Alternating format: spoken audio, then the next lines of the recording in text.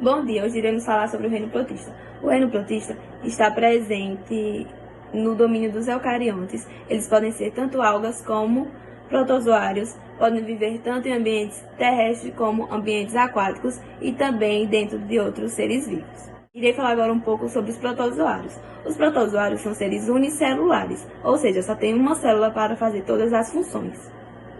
Eles podem mudar constantemente a sua forma, não tem parede celular e externamente está a membrana da célula.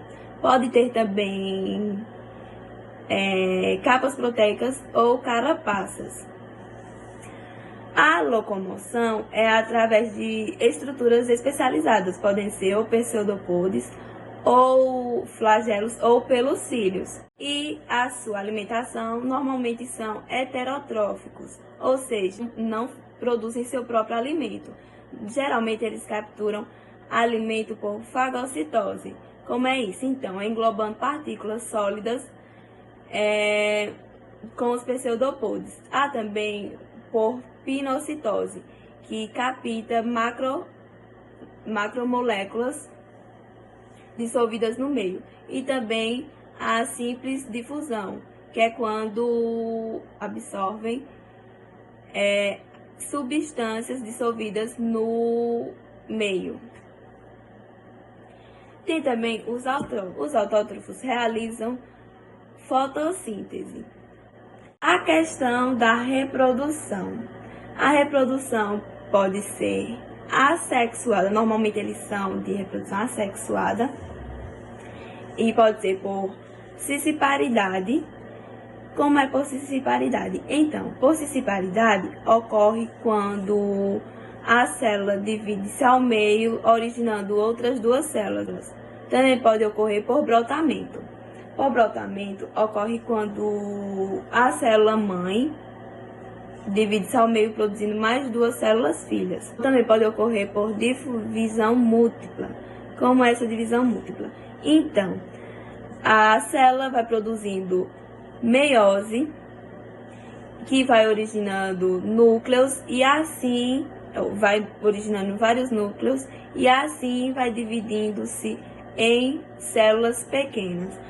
Vai existir também aqueles que podem alternar durante seu ciclo os tipos de reprodução, tanto sexuada como assexuada.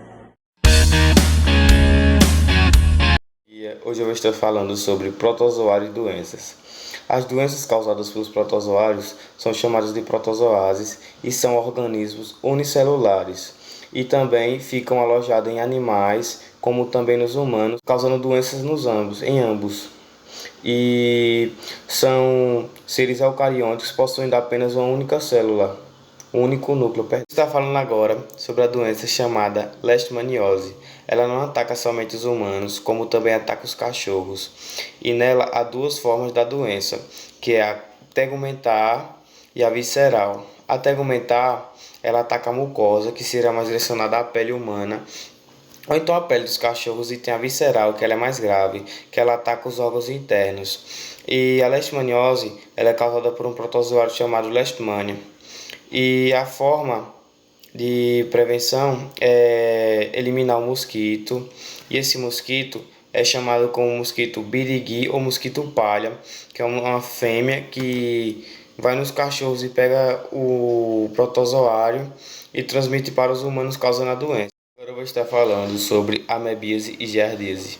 Os dois são parasitas semelhantes, que ocorre a contaminação por meio de a ingestão do cisto dos protozoários por meio de comida ou água contaminada. Citando doenças que são causadas pelos protozoários, que são seres parasitas e se instalam no sangue ou então no tubo digestivo alimentar dos animais. E as 5 doenças causadas pelos os protozoários são leishmaniose, malária, doença de Chagas, amebíase e giardíase. Essa doença ela causa diarreia, calafrio, dores abdominais, cólicas e etc. E a prevenção dessa doença a instalação ou então o melhoramento de saneamento básico para que evite a comida e a água ser contaminada por esse protozoário. Ela é uma doença infecciosa, transmitida pelo mosquito. Existe sim um tratamento, mas o paciente deve ser diagnosticado e iniciar um tratamento o mais rápido possível, pois é uma doença que pode chegar até a matar. Os sintomas é a febre alta, que vai e vem durante alguns dias, calafrio, tremores, dores de cabeça forte, que vai e volta ao longo do dia. Outros sintomas também são enjoo, vômito e falta de apetite. O diagnóstico é feito por exame de sangue ou teste rápido. Quando confirmada a doença, o paciente recebe medicamentos fornecidos pelo SUS até o fim do tratamento. Essa doença é transmitida pelo mosquito, ou seja, uma pessoa não pode passar para outra. Lembrando que essa doença ela não existe vacina, então para se prevenir, use repelente, coloque telas na janela de sua casa e use mosquiteiro. A doença de Chagas é uma doença fatal, causada por um grupo de parasitas. Quando não tratada, pode trazer danos para o coração. Ela é transmitida através do barbeiro, que vivem em telhados e paredes de casa feito a barro e a palha. A transmissão da doença pode ser gerada através das fezes do barbeiro, que contém parasitas. A transmissão da doença também pode ser gerada de mãe para filho durante a gestação, transfusão de sangue e transplante de órgãos. Os principais sintomas da doença geralmente começam a aparecer entre 1 a 2 semanas depois da picada. Seus principais sintomas são vômito, diarreia, dores de cabeça, dor no corpo e febre. Essa doença, ela causa uma cicatriz no coração, o que pode levar a uma arritmia ou a um derrame. Conjugação é um mecanismo de recombinação genética que ocorre entre os protozoários ciliados. Os dois organismos conjugantes unem-se temporariamente por meio de uma ponte citoplásmica, por onde trocam parte do seu genoma. Os ciliados possuem um núcleo maior chamado macronúcleo, que é responsável pelas funções vegetativas da célula, e o outro menor, micronúcleo, chamado micronúcleo, que é responsável pela reprodução. Ambos os conjugantes se reproduzem assexuadamente e originam novos indivíduos com o material genético recombinado. Os protozoários, que são seres unicelulares e eucariontes, contêm uma estrutura que garante seu funcionamento e realizam diversas tarefas, como respiração, digestão, excreção. A maioria é heterótrofos e são capazes de locomoção. Estão presentes em diversos ambientes, como no interior de outros organismos e no caso de protozoários, que têm vida livres em ambientes úmidos. Alguns são parasitas, no caso, e causadores de doenças. Os protozoários são divididos em 4 grupos: os sacordinos, flagelados, ciliados e os esporozoários. Os sacordinos são representados pelas amebas, que se locomovem por meio de falsos pés, e a maioria tem vida livre, vivem em ambientes aquáticos, porém tem algumas espécies que são parasitas. Os flagelados são caracterizados por apresentar 1, 2 ou mais flagelos utilizados na locomoção.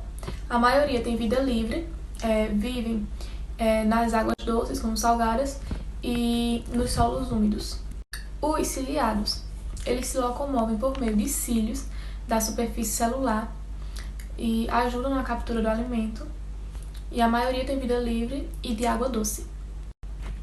Os esporozoários, eles não possuem a estrutura locomotiva, como por exemplo o agente de transmissor da malária. Bom, vou falar um pouquinho sobre as algas. A diversidade das algas é bastante grande. A maioria das algas são marinhas, mas também há algas que vivem na água doce como terrestre. Há espécies unicelulares, como as que vivem nas águas mais superficiais, sendo transportadas pela correnteza. A maioria das células das algas são revestidas por paredes resistentes, constituídas predominantes por celulose, que em geral são combinadas por outras substâncias, como agar, sílice ou carbonato de sódio. Vou falar um pouquinho também sobre a alga euglenoides. São algas unicelulares que contêm clorofilas A e B em seus cloroplastos. como substância de reserva, um paramilo e um carboidrato. As ginofícias são unicelulares e contêm as clorofilas A e C. Além de outros pigmentos, contém peridinina, que é o que dá a cor amarelo pardo ou avermelhada. As substâncias de reserva são amido e óleo. Vou falar também sobre as crisofícias, que nas células dessas algas estão presentes as clorofilas A e C, além dos pigmentos fucoxantina, que dá a coloração marrom, que dá a combinação com outros pigmentos, que causa a tonalidade dourada, as crisofícias, que também pode ser conhecida como algas douradas. Também tem a alga bacillariophyceas, que tem uma característica em comum com as crisofícias, mas a parede celular composta de sílica. Tem a clorofíceas, conhecida como algas verdes, suas células têm parede de celulose e apresenta as clorofilas A e B. Tem a rodophyceas, que é conhecida como algas vermelhas. Dependendo da combinação de pigmentos, ela pode atingir outras cores e a maioria é multicelular.